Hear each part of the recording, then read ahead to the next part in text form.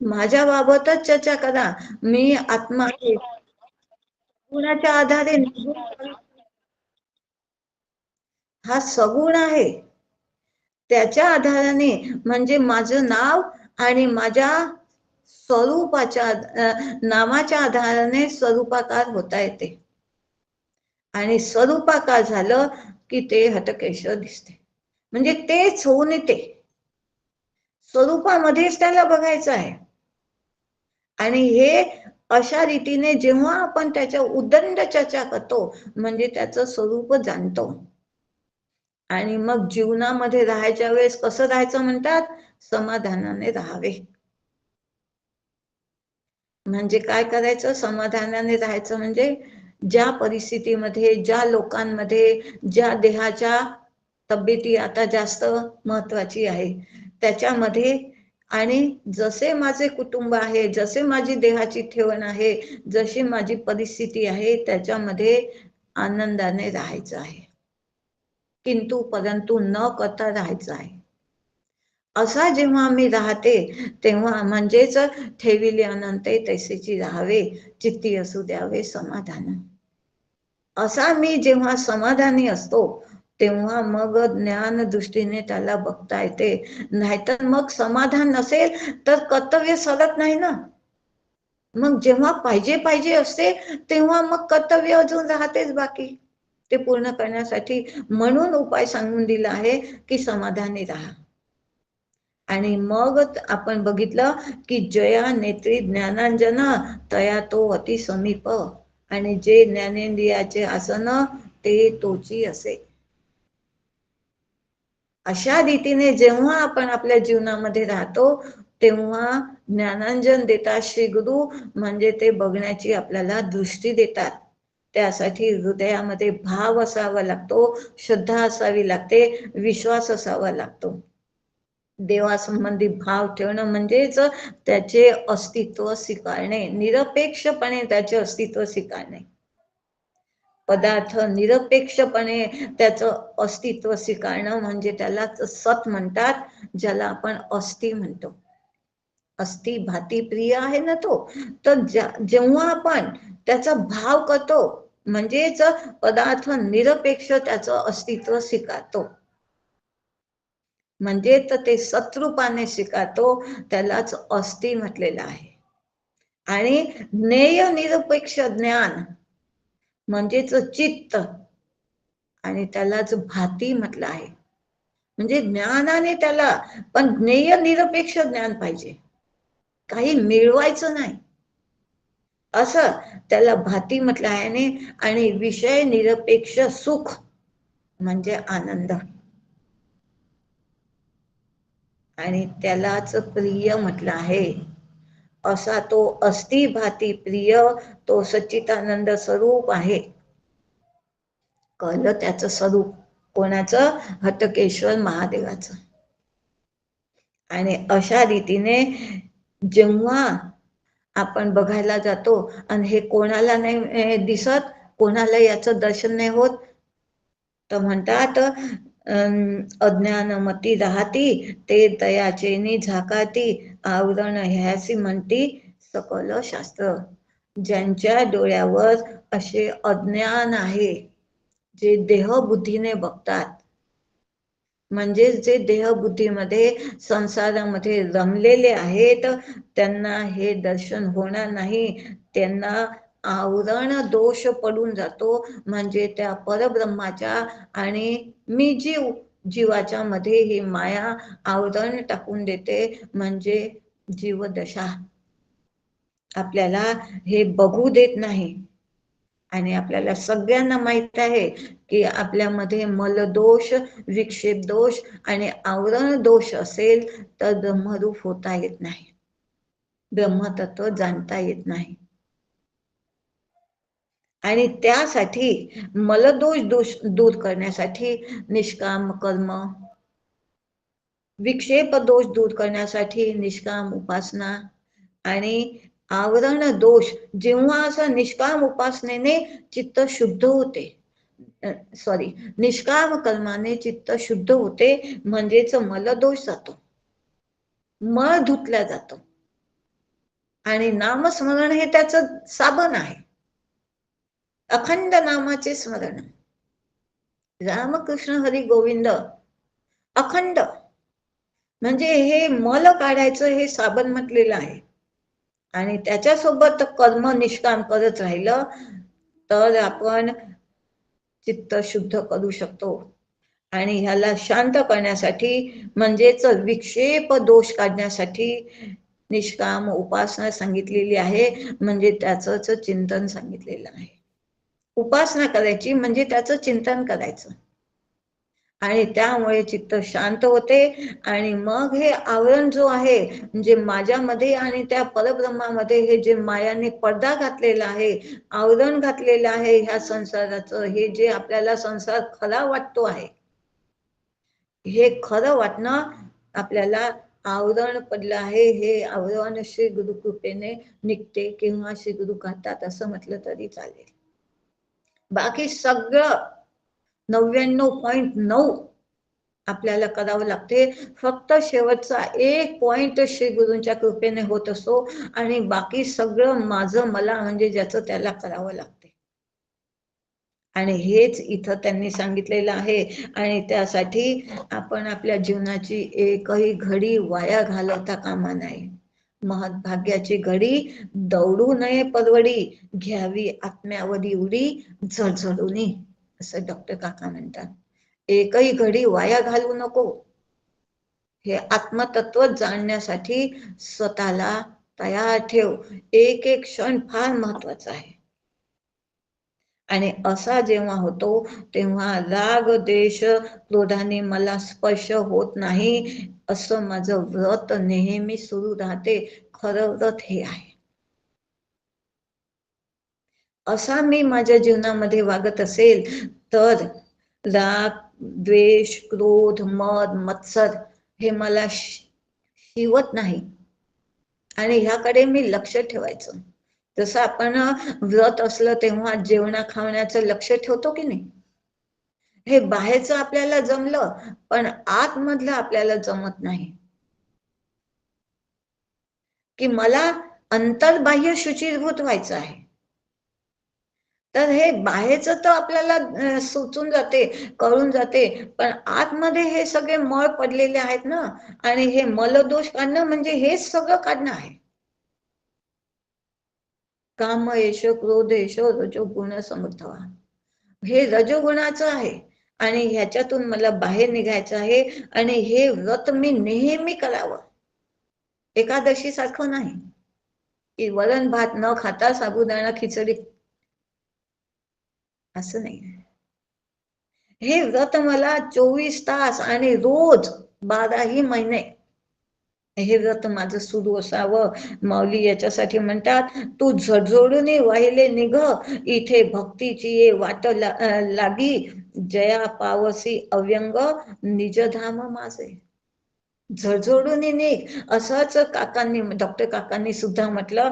आणि माऊली म्हणते झडझडून या वाटेवर निघ, तेव्हा माझं दर्शन होईल. कोणतं? समर्थांनी म्हटलेलं आहे हटकेश्वर महादेव. असा तू झडझडून तेव्हा आत्मा अति दूर कोणाला आहे? जो असा निघत नाही तो. आणि तया अज्ञानाचा धूर शतकोटी ज्याचा संवत्सर न दिसेची. जो असा वागत नाही त्याला कित्येक शतकोटी संवत्सर म्हटलं आहे, जन्मही नाही, कित्येकदा संवत्सर, असे कित्येक वर्षांनी ते बदलते. ते आकडा आपण बघून राहा. आणि असे कित्येक संवत्सर बदलतील. कित्येकदा ह्याच लय होईल पूर्ण ब्रह्मांडाचा. आणि कित्येकदा पुन्हा तो तयार होईल, पुन्हा म्हणजे त्याची सृष्टी निर्मिती होईल. तरी ह्याला ब्रह्म कळणार नाही, ह्याला हटकेश्वर महादेव दिसणार नाही. कोणाला? तया आत्मा अति दूर नयनी अज्ञानाचा धूर. ज्याच्या नयनी अज्ञानाचा धूर आहे म्हणजेच देहबुद्धी आहे. आणि समर्थाच्या भाषेमध्ये तो टोणप आहे. त्याला हा महादेव हटकेश्वर महादेव दिसणार नाही. आणि मग कोणाला दिसेल? जया नेत्री ज्ञानांजन तया तो अति समीप जाण, ते ज्ञानियाचे आसन तोची असे. तो स्वतःच तो होतो. देव पहावयासी गेलो, देव होऊन आठेलो. अशा रीतीने आपण कालचा एक दिवसचा गॅप गेला म्हणून हे थोडस विस्ताराने सांगितलं, कारण कडीला कडी जोडून घ्यावी लागते, तेव्हाच पुढचा विषय समजतो. आणि अशा रीतीने आपण 7व्या ओळीपर्यंत आलेलो होतो. आणि 8व्या ओळीमध्ये म्हणतात की तयास परब्रह्म म्हणावे, जे उपाधी वेगळे स्वभावे, तेथे दृश्य मायेचे नाव शून्याकार. जो या आता जी ओवी सांगितली की जो ह्या दृश्यामध्ये रमत नाही, ह्याला मिथ्यत्व देतो आणि मिथ्यत्वे पाहिले, या मिथ्याला मिथ्यत्वानेच बघतो, हा तो आहे हटकेश्वर. त्याला हे दर्शन होत असते. आणि तयास परब्रह्म म्हणावे, जसं ज्ञानी यांचे आसन ते तोची होय, तेच त्याचे आसनच होऊन जाते. आपणासारखे कधी तत्काळ नाही वेळ तया लागे. श्री गुरु संत आपल्याला असे हे ब्रह्मरूप झालेले असतात आणि ते आपल्याला अशा रीतीने जे आता सांगितलं तसं आपण वागलं तर तसेच ते आपल्याला करतात आणि त्याच आसनावर म्हणजे तसंच होऊन त्याची पूजा करायची असते किंवा त्याला जाण्याचं असते. वेगळं राहून म्हणजे मी जीव आणि तो देव आणि मी त्याचा भक्त, तो माझा भगवंत, अशा द्वैतामध्ये तो कधीही दिसणार नाही. अद्वैत मी एकला, दुजा न कोणी मजला. या अद्वैतामुळेच तो दिसेल आणि त्या दृश्य नाव हे सगळं दृश्य मायेचं आहे आणि माया मिथ्या आहे, म्हणून हे दृश्य सुद्धा मिथ्या आहे. म्हणून शास्त्राने त्या सगळ्यांचा निराश करायला सांगितलं आहे. आणि म्हणून हे बारकावे आपण जे पुष्कळ दिवस पर्यंत बघितले आहेत ते सगळे बारकावे टिपायचे आणि त्या सगळ्यांचा निराश करायचा, तेव्हा या हटकेश्वराचे दर्शन होते. आणि दृष्टीने देखणे दृश्य, मनाने देखणे भास, मनातीत निराभास विवेके जाणावा. हा मनातीत निराभास आहे.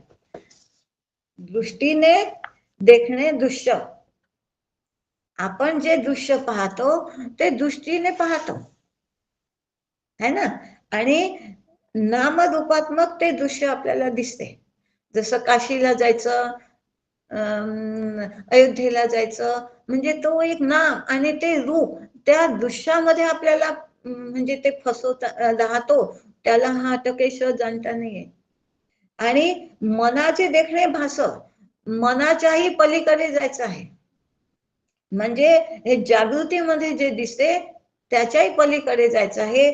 देखणे मनाचे म्हणजे आपण मनोराज्य करत असतो, मनाने सगळे पाहत असतो, म्हणजे आणि तेच आपल्याला माहित आहे, नियमच आहे, मनी वसे ते स्वप्नी दिसे. तेच स्वप्नामध्ये पाहतो, म्हणजे हे स्वप्न सुद्धा मिथ्या आणि स्वप्नाचे मनोरथ स्वप्नामध्ये बघितलं सुद्धा ते मिथ्या. ह्या जागृती, स्वप्न, सुषुप्ती ह्या अवस्था आपण देहाच्या बघितल्या आहेत, त्याच्या पलीकडे आपल्याला जायचं आहे. आणि आपण सदा सर्वदा प्रीती रामी धरावी, त्यासाठी मनोबोधामध्ये समर्थ म्हणतात.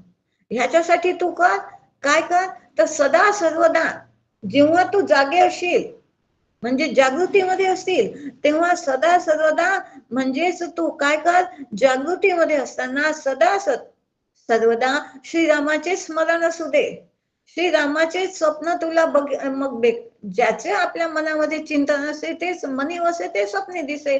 मग तू दिवसभर जर श्रीरामाचे स्मरण केले असेल तर स्वप्नामध्ये तुला श्रीरामच दिसेल, स्वप्नामध्ये तेच असू दे असा नियम करून टाक.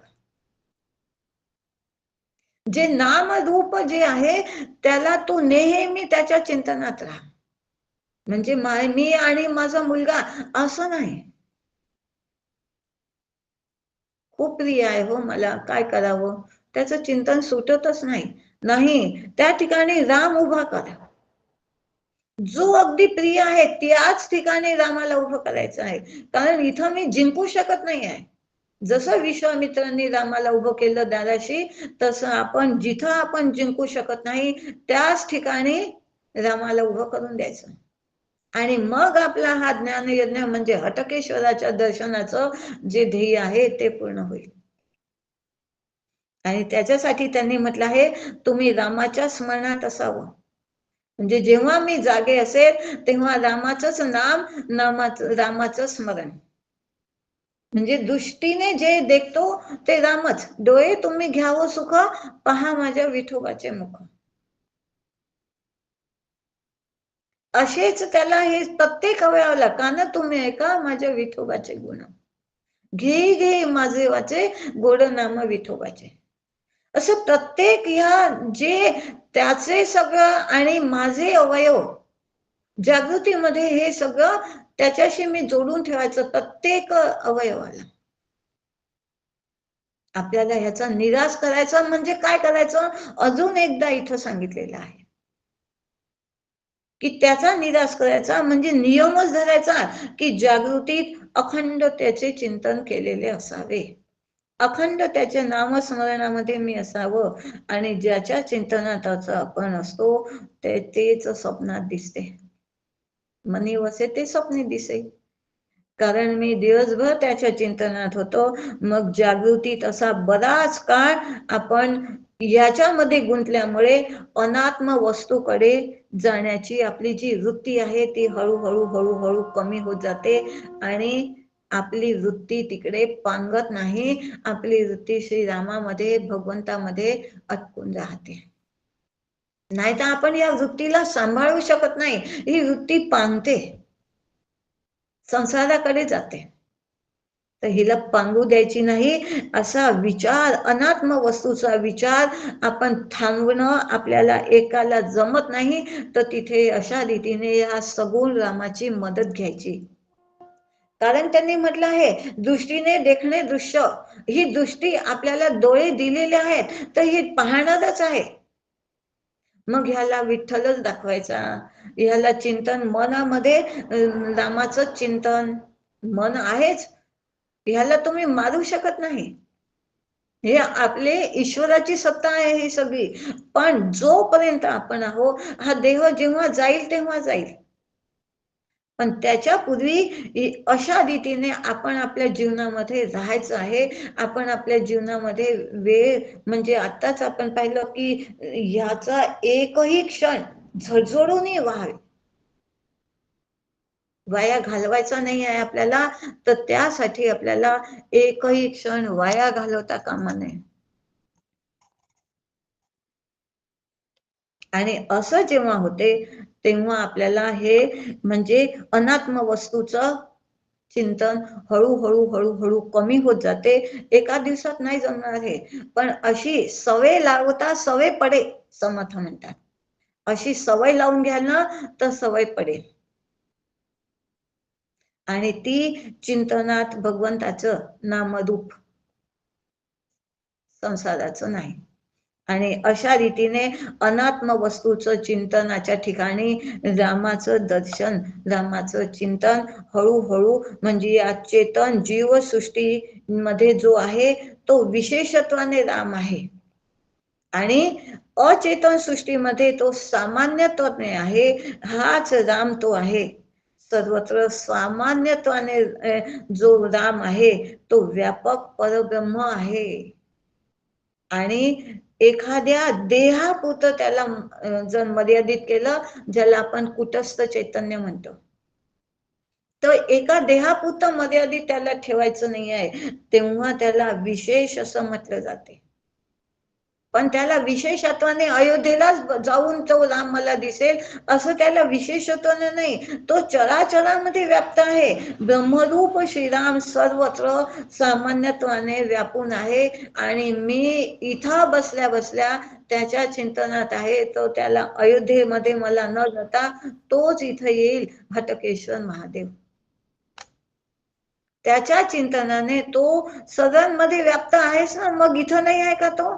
आहे, पण मी त्याला सामान्यत्वाने नाही पाहत, विशेषत्वाने तो अयोध्येमध्येच आहे असंच पाहते, किंवा महादेव आहे तर काशीमध्येच आहे, तो इथं नाही.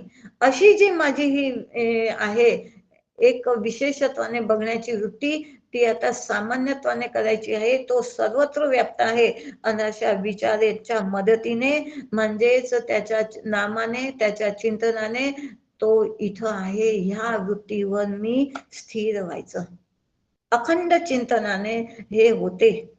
मग राम नाही असा कोणताही क्षण नाही, राम नाही असं कोणतंही स्थळ नाही.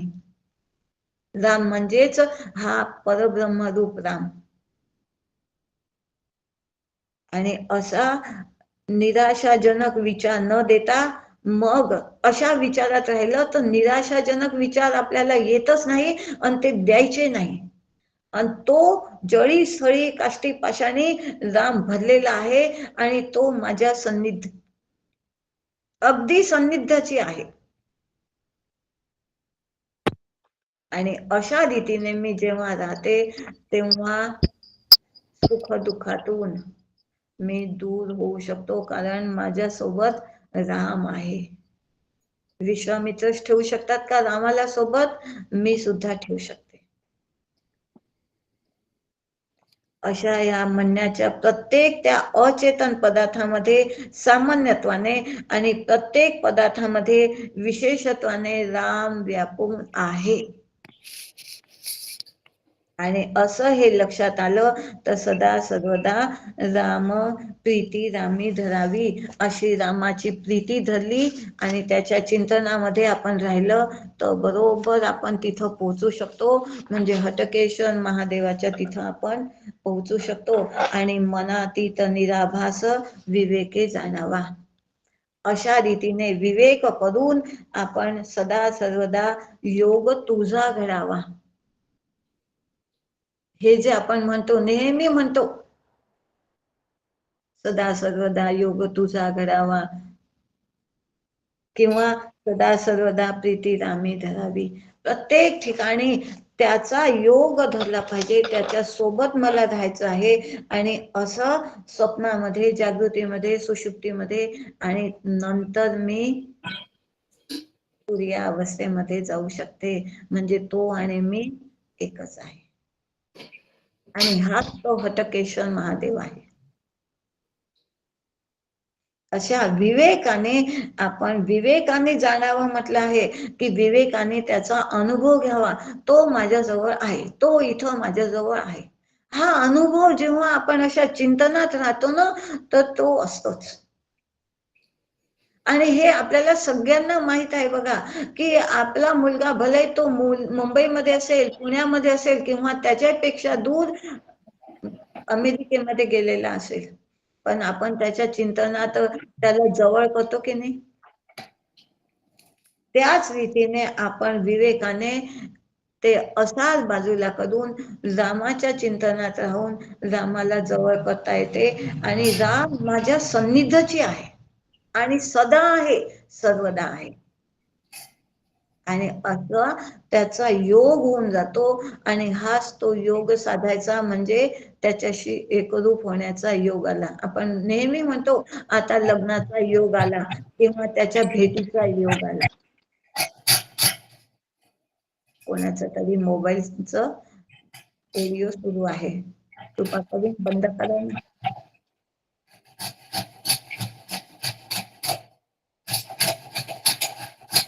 प्रियंका ताई, ऑडिओ बंद करा.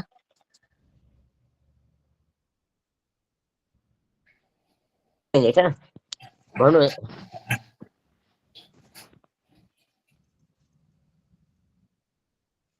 अशा रीतीने आपण त्याचं विवेकाने, त्याच्या चिंतनाने त्याच्याशी एकरूप होऊ शकतो. राजू दादा, त्यांचा ऑडिओ बंद. प्रियंका ताई, ऑडिओ बंद करा, त्यांना डिस्टर्ब होतोय निरूपणकरांना. प्रियंका ताई, ऑडिओ बंद करा, व्हिडिओ केलाय तसा ऑडिओ पण बंद करा प्लीज.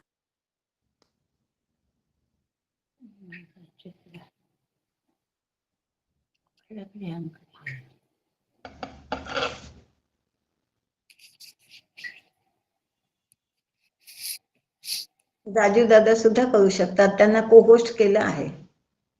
हो तेच ना.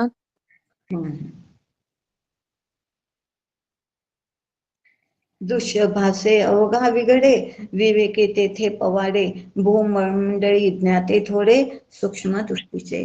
ताई एक मिनिट, योगिता त्यांना फोन लाव आणि मग त्यांना बंद करायला सांग. हा फोन बहुत डिस्टर्ब होता, ऐकायला नाही येत.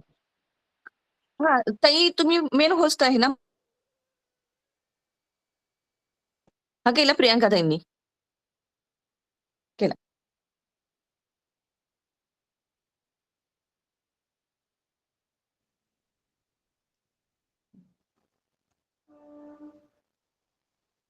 अशा रीतीने सूक्ष्म दृष्टीने हे सगळं ज्याला जमते ते फार कमी आहेत असं समर्थांना म्हणायचं आहे की हे भूमंडळी ज्ञाते थोडे सूक्ष्म दृष्टीचे. भूमंडळामध्ये असे ज्ञाते लोक फार कमी असतात. अशा रीतीने विवेक बुद्धीने दृश्याचा भास जो आहे त्याच्या जवळून स्वतःला दूर करणारे, दृश्यामधून स्वतःला, ह्याच्यासाठी ते म्हणतात वाच्यांश वाचेने बोलावा, न बोलता लक्षांश जाणावा, निर्गुण अनुभवासी आणावा, गुणाचेने योगे. अशा आपण वाच्यांश आणि लक्षांश असे त्यांच्या म्हणजे चिंतनात राहून ते आपण करू शकतो. वाच्यांश आणि लक्षांश म्हणजे नेहमी आपण जो कृष्ण हरी गोविंद, कृष्ण विष्णू हरी गोविंद या नामाचा निखळ प्रबंध माझी आत्मचर्चा विशुद्ध उदंड गाती ह्यामध्ये ते सामावलेलं आहे की वाच्यांश काय आहे आणि लक्षांश काय आहे हे आपण समजून घेतलं पाहिजे. हे समजून घेण्यासाठी आपण त्याच्या चिंतनात राहायचं आहे की वाच्यांशाने तोच ईश्वर आहे आणि लक्षांशाने तो ब्रह्म आहे. मी पण वाच्यांशाने जीव आहे आणि लक्षांशाने ब्रह्म आहे आणि ईश्वरही वाच्यांशाने ईश्वर आहे आणि लक्षांशाने ब्रह्म आहे. म्हणजे या दोघांची, या जीवाने जी ही उपाधी घेतलेली आहे तशीच ईश्वराने सुद्धा ही उपाधी घेतलेली आहे. ह्या दोघांच्या उपाध्या साईडल्या केल्या तर मग बरोबर त्या लक्षांशाकडे जाता येते, म्हणजेच ब्रह्मस्वरूपाकडे जाता येते. ब्रह्म पाहण्यासाठी नामाचे महात्म्य सांगताना सर्वत्र हेच सांगितलेलं आहे आणि समजावून सांगितले आहे की आत्मचर्चा विशद आणि उद्दंड करावी आणि क्रमवेळ जो तत्वचिंतानुवादे. आपला वेळ नेहमी चिंतनात ठेवणं, जसं हा सगुणामध्ये कृष्ण आहे, हाच वाच्यांशाने हा ईश्वर आहे आणि लक्षांशाने हाच कृष्ण ब्रह्म आहे.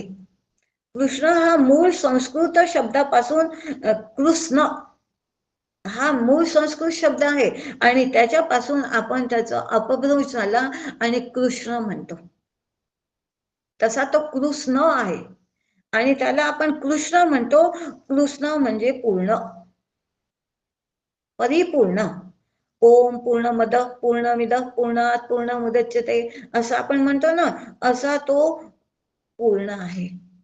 कारण ब्रह्मही पूर्ण आहे, कार्य ब्रह्मही पूर्ण आहे. हे दोन्ही एकमेकांमध्ये मिसळले किंवा काढले तरी ते पूर्णच पूर्ण आहे. म्हणजे या कृष्ण जो नामरूपाने आपण त्याच्या नाम घ्यायचं आहे आणि त्याच्या चिंतनात राहायचं आहे, ह्या दोघांनाही एकच असं समजायचं आहे. म्हणजे याला असे परिपूर्ण कृष्ण आणि त्याचं स्वरूपही परिपूर्ण म्हणून त्याचं नाव आणि कृष्णाचे नाम घेताना ह्या पूर्णत्वाकडची आपली वाटचाल झाली पाहिजे. अशी जेव्हा आपली वाटचाल आवश्यक आहे आणि असं लक्षात घेऊन म्हणजे असा अपूर्णतेचा लक्षांश न ठेवता पूर्णतेकडे जाण्यासाठी हे कृष्ण असं म्हणायचं. राम कृष्ण हरी आपण असं म्हणतो की नाही, तर कृष्ण हा असा अपूर्णतेमध्ये दुःख आहे आणि पूर्ण ही जीवदशा आहे अपूर्णता देण्यासाठी. मग दुःख आणि सुख हे जीवाला आहे, परब्रह्मामध्ये सुख दुःख नाही. असे पूर्णत्वाचा आनंद स्वरूप आपण जसं मागे पाहिलं, सच्चिदानंद स्वरूप मला व्हायचं असेल तर मला त्या पूर्णत्वाचा अनुभव घ्यायचा असेल तर यालाच मी वाच्यांशाने आणि लक्षांशाने असं जाणून त्याचं नाव घ्यायचं आहे. त्याला जाणून त्याचं नाव आणि त्याला जाणून त्याचं दर्शन. असं जेव्हा मी घडते तेव्हा शरीराच्या बुद्धीच्या या परिस्थितीच्या संदर्भात आपण अपूर्ण राहतो आणि ते आपल्याला मग त्रासदायक होऊन जाते. आणि त्याला जाणून असा जो आता सांगितलं तसं की त्याला जाणून त्याचं नाम घेतलं, त्याच्या चिंतनाने त्याच्या आत्मानुसंधानामध्ये राहून त्याच्या नामाचा अभ्यास केला तर आपणही मला पूर्णत्वाचा आनंद घ्यायसाठी पूर्णत्वाकडे जाऊ शकतो. पण तो राम कोणीतरी एक देव आहे किंवा ईश्वर आहे आणि मी त्याचा भक्त किंवा जीव आहे असं जर आपण विचार ठेवला म्हणजे द्वैतामध्ये दुःख आहे आणि अद्वैतामध्ये सुख आहे, आनंद आहे. आणि आपल्याला सच्चिदानंद स्वरूप व्हायचं आहे तर मग ह्या जीवदशा जाऊन कृष्णाची दशा आली पाहिजे की नाही. म्हणजे ही जीवदशेतून ईश्वर दशेतून मग ब्रह्मपुर असं एकदम उडी नाही मारतायत. तो ईश्वर म्हणजे लक्षांशाने ब्रह्म आहे, तर मी इथं जीवदशेमध्ये आहे म्हणजे सगळ्यात जास्त खाली आणि ह्या जीवाने ईश्वराच्या सन्निध जायचं आहे म्हणजे ईश्वर रूप रामाचे नामस्मरण करायचे आहे, त्याचं दर्शन करायचं आहे. आणि हाच राम तो परब्रह्म रूप आहे आणि ह्या ईश्वराच्या मला नियोजनाप्रमाणे त्याच्या आज्ञेत मला राहायचं आहे आणि नेहमी नामस्मरणात राहायचं आहे आणि जीवनामध्ये त्याच्या आज्ञेत राहायचं आहे. म्हणजेच त्यांनी जे ठेवलं आहे, त्यांनी जे सुख दुःखाचे प्रसंग माझ्या जीवनामध्ये पाठवले आहेत तो मी एकच आहे ना, मग मी माझं कधी वाईट इच्छेल का. तसंच ईश्वर आणि मी एक आहे म्हणजे ईश्वराने जे प्रसंग माझ्या जीवनामध्ये पाठवले आहेत त्याच्यामध्ये मी माझं अपेक्षित वेगळं काढायचं आणि त्याचे नियोजन आणि माझे नियोजन एकच झाले पाहिजे. त्याने जे नियोजन केलेलं आहे त्याच्यामधून मी माझं अपेक्षित साईडला काढायचं आणि अपेक्षित साईडला काढलं तेव्हा तो आणि मी एक होतो. मग त्यांनी जे केलेलं आहे, आज भलाई मला तो प्रसंग दुःखाचा वाटत आहे पण पुढे काहीतरी याच्यामध्ये माझ्यासाठी चांगलं सामावलेलं आहे असं मला जेव्हा वाटेल, असा माझा जेव्हा विश्वास होईल तेव्हा मी अपूर्ण जीव त्याच्याशी एकरूप होऊन पूर्णत्वाच्या वाटचालीसाठी सज्ज होऊन जाईल. आणि अशा रीतीने माझं लक्षांश मी जाणला म्हणजे ह्या ईश्वरापासून आता पूर्ण हा जीव ईश्वरापर्यंत गेला. ईश्वरच आता ह्या मायेचा जो आपण बघितला 82 तत्वाचा निराश करून आता त्या परब्रह्माकडची वाटचाल. आणि अशा रीतीने जेव्हा आपलं चिंतन आपलं नामस्मरण हे सगळं सुरू राहते तेव्हा असा वस्तू अनात्म वस्तूपासून आपण दूर दूर होऊन जातो आणि मग हे सगळं निराश आपोआप होत जातो आणि आपल्याला अशा अभ्यासाने सततचे या अभ्यासाने मग हे मिथ्यात्व देखील असं आपली सवय होऊन जाते आणि हे आपल्याला जमायला लागते. 1 आणि 2 दिवसात हे जमत नाही. हे सवय पडता सवय लाविता सवय पडे अशी आपल्याला आपल्या जीवनाची सवय लावून घ्यावी लागते आणि पूर्णत्वाचा आनंद घेऊन शरीर बुद्धी परिस्थिती या संदर्भात जी आपल्याला अपूर्णता आहे ती सगळी पूर्णत्वाकडच्या वाटचालीकडे आपण जाऊ लागतो. म्हणजेच देव आता ऐसा करी उपकार, देहाचा विसर पाडी मज, तरीच हा जीव सुख पावे माझा, बर्वे केशी राजा कळू आले. तुकाराम महाराज म्हणतात तसं मलाही वाटू लागते की आता ह्या देहाचा आणि ह्या देह बुद्धीचा विसर पाडायचा आहे, म्हणजे निराश करायचा आहे. हे देह आपण नाही सोडू शकत किंवा देह संबंधी नाही ठेवायचे आपल्याला. काहीही याच्यात बदल करणं आपल्या याच्यात नाही आहे, आपल्या हाती नाही आहे. ते ईश्वराचं आहे सगळं. तर ते ईश्वराच्या हाती राहू द्यायचं. आपल्या जवळ आपल्या याच्यामध्ये पौरुषत्व करण्यासाठी काय आपण करू शकतो, तर देहाचा विसर करायचा आहे, म्हणजे देह बुद्धीतून आत्मबुद्धीमध्ये जायचं आहे. देह नाही सोडायचा. देह जाईल तेव्हा जाईल, पण त्यापूर्वी पांडुरंगी दृढ भाव हा माझा देह असतानाच मला करून घ्यायचा आहे. म्हणून तुकोबा म्हणतात की जीव सुख पावे माझा, बर्वे केशीराज कळू आले. हा केशीराज म्हणजे लक्षांशाने हा मला कळला, तेव्हा माझी देहाची जेव्हा विसर पडेल तेव्हाच हा कळेल. जोपर्यंत मी देह आहे, मी देह बुद्धीमध्ये आहे, तोपर्यंत हा मला कळणार नाही. आणि त्याचं दर्शन, त्याची पूजा हे सगळं आपण करू, पण तो वेगळा आणि मी वेगळा. अद्वैत नाही होणार.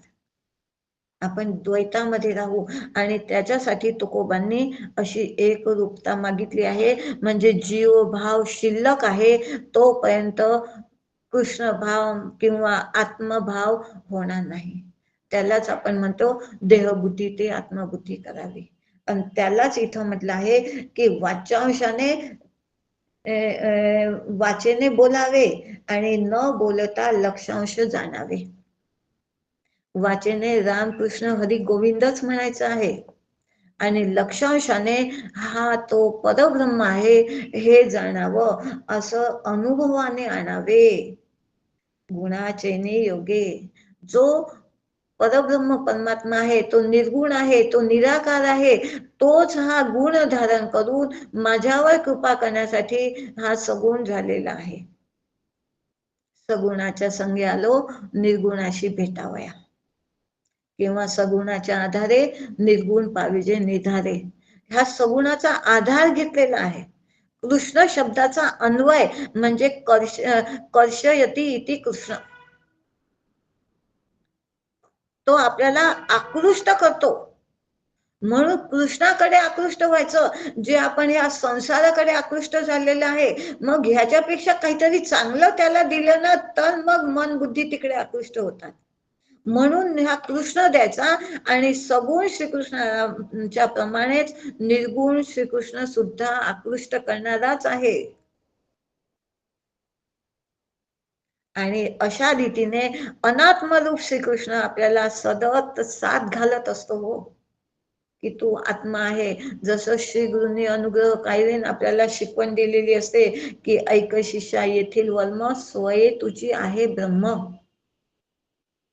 त्यांनी मला सांगून दिलेला आहे, पण मला तो अनुभव केव्हा येईल, जेव्हा माझं आकर्षण ह्या संसाराकडून देह आणि देह संबंधियांकडून निघेल आणि कृष्णाचं आकर्षण मला होईल. आणि माझं मन बुद्धी चित्त अहंकार हेच सूक्ष्मदेह जन्माला कारणीभूत असतो. चित्तामध्ये ज्या वासना पडलेल्या असतात त्याच वासना आपल्याला जन्म घ्यायला कारणीभूत होत असतात. म्हणून ह्याला रिकाम करायचं आहे, म्हणजे चित्ताची शुद्धी म्हटलं आहे.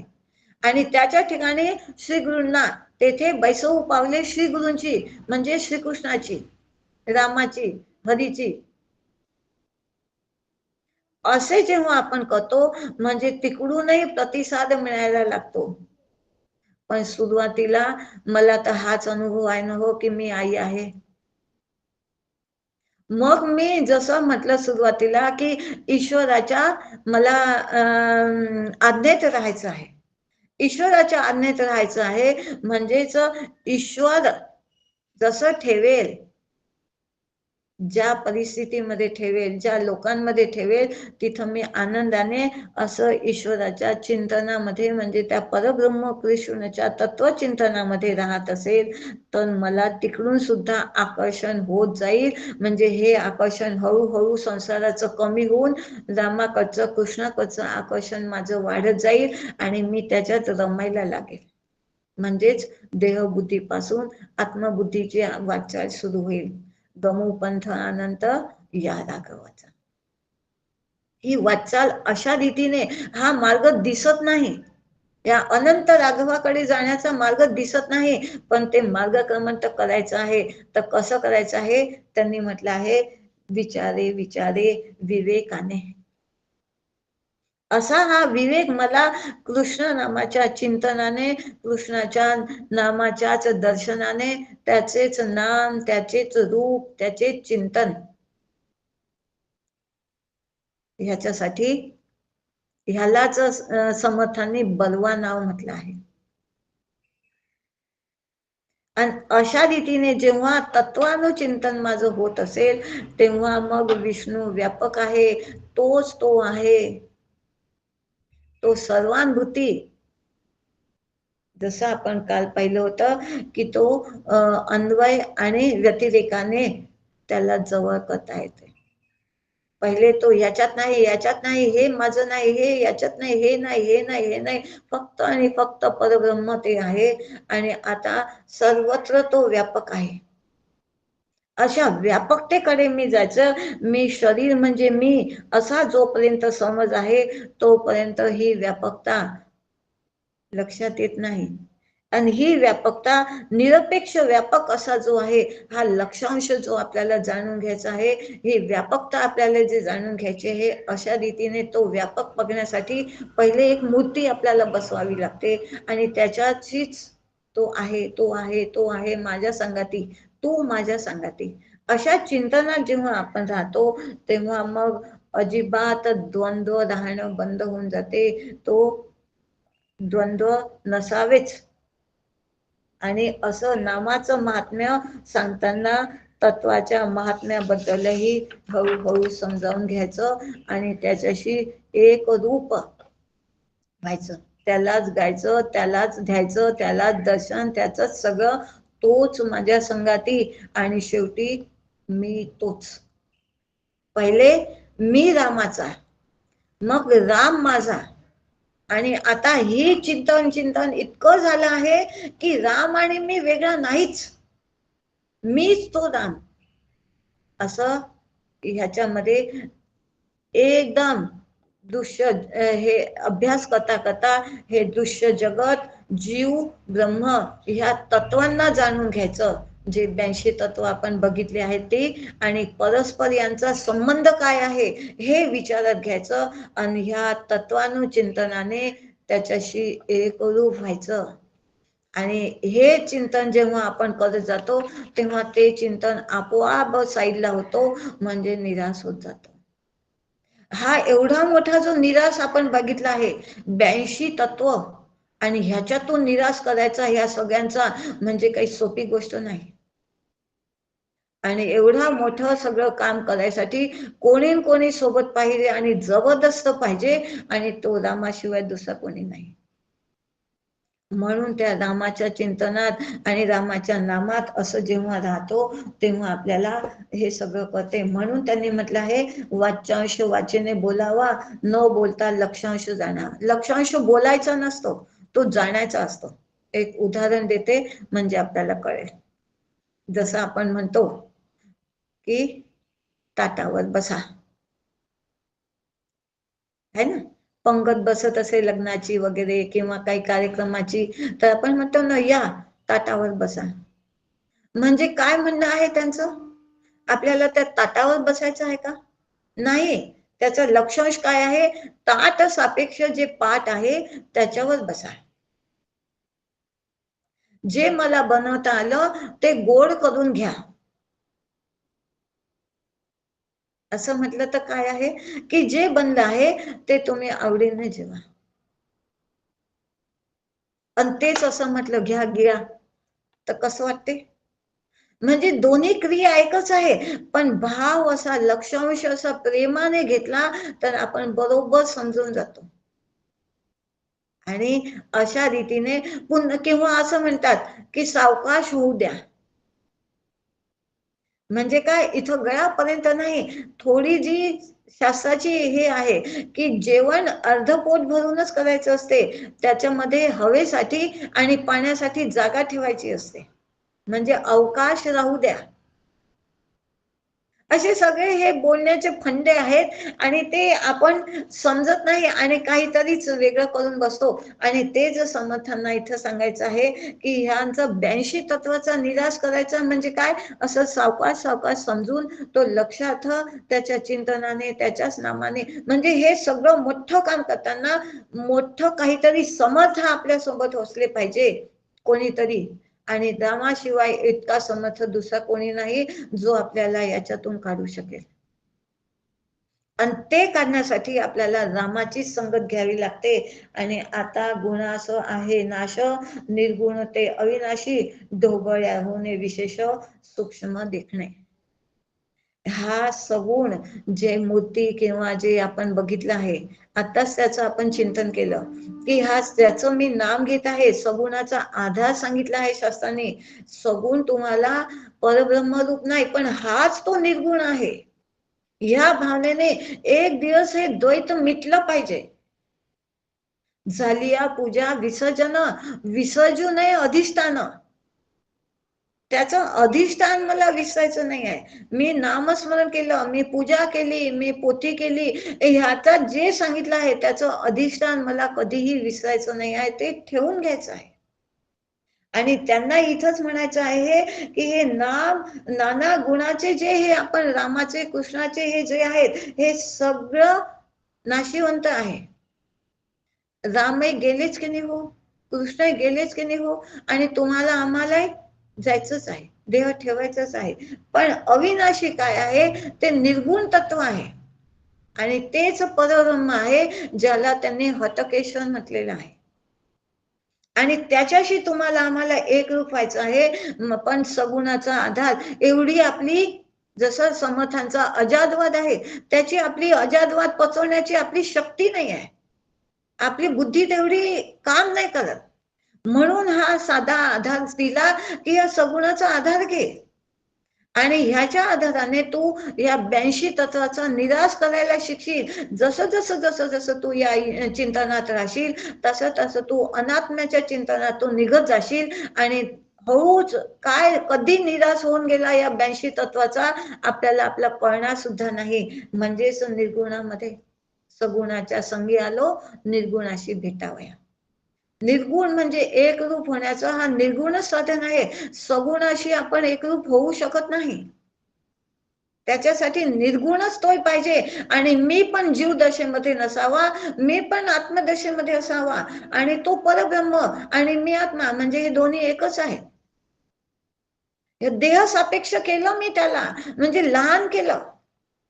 पण आता मी या देहबुद्धी विसरले, देहबुद्धी काढली, म्हणजे तो न मी एक.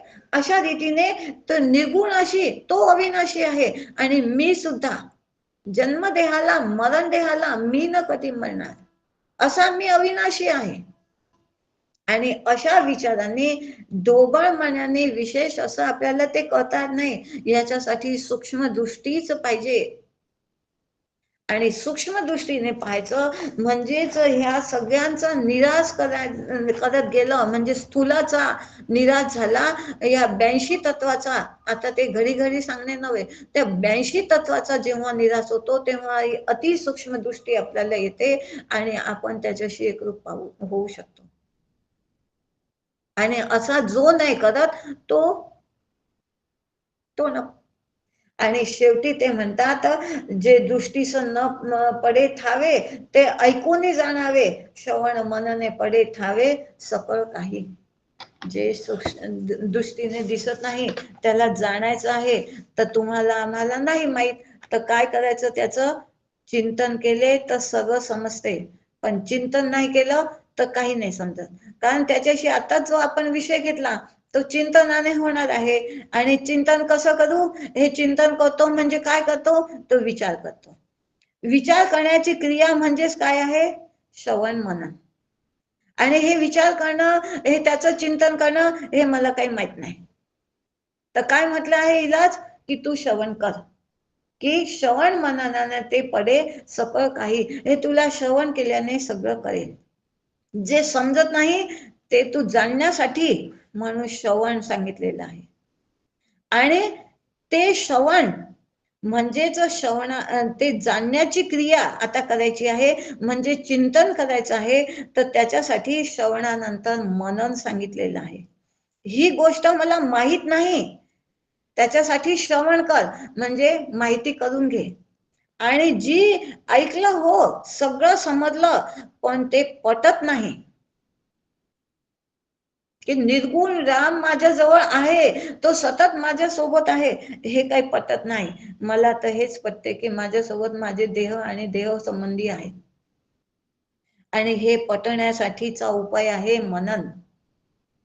आणि माहित नाही हो म्हणून श्रवण आणि मनन हा उपाय पटण्यासाठी आहे. आणि परिस्थिती अशी आहे हो, कळलं हो पण वळत नाही. म्हणजे तसं मला वागता येत नाही, हे लक्षात ठेवणं. तसं वागता येणं हे मला जमत नाही, म्हणजे आचरण करता येत नाही. हे यासाठी निधिध्यासन हा उपाय सांगितलेला आहे. याच क्रियेला अनुसंधान असं म्हणतात. आजचा आपला हा मुख्य विषय हाच आहे.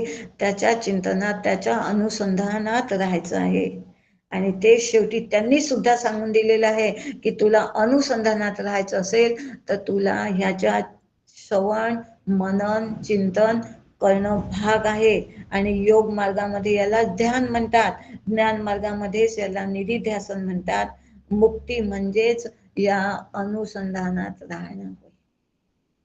मुक्ती म्हणजे दुसरं तिसरं काही नाही, त्याच्या अनुसंधानात राहणं म्हणजे मुक्ती. आणि ते हेची डोळी हेची डोळा, हेची देही हेची डोळा, भोगी मुक्तीचा सोहळा. हे जिवंत असताना अशी मुक्ती आपण भोगू शकतो, अशी मुक्ती आपण राहू शकतो. याच्यासाठी मरावं लागत नाही. आणि हेच ते अर्थ समजणे म्हणजे चित्त त्याकडे स्थिर राहणे. आणि स्मरणात ठेवणे म्हणजे श्री गुरूंना जो अनुभव झाला आहे, त्यांनी जो उपदेश दिला आहे त्याचा वापर करणे. असं वारंवार वारंवार जेव्हा आपण करत जातो तेव्हा ते समजलेल्या अर्थावर आपण एक दिवस स्थिर होतो. आणि असं करणं म्हणजेच अर्थाचा तो अचूक अनुभव आपल्याला येणं आहे. आणि त्या अनुभवावर आता स्थिर राहणं म्हणजे चित्तातील इतर गोष्टी बाजूला काढणं, म्हणजे चित्त तिथं पांगत नाही, म्हणजेच चित्त स्थिर करणं. आणि अशा रीतीने चित्त पांगणं बंद झालं, विषयावर स्थिर होण्याच्या बदली अधिष्ठानावर स्थिर होते. तेव्हाच एक रूपता, तो न मी एक आहे, बस. आणि हे श्रवणापासून तर अधिष्ठान वृत्ती करणं हेच मुक्ती आहे. अशा रीतीने आज आपण इथं 14व्या ओळीपर्यंत आलेलो आहोत. पुढचा अभ्यास उद्या घेऊया. आज थांबते. सगळ्यांना नमस्कार करते. श्रीराम जय राम जय जय राम. खूप छान झालं मयुरीताई, खूपच छान. सारखं ऐकतच बसावंसं वाटतं. आणि चिंतन खरंच महत्वाचं आहे. चिंतन मनन आणि स्मरण सारखं जर ठेवलं तर भगवंता जवळ जाण्याचे मार्ग सोपा आहे. खूप छान समजलं.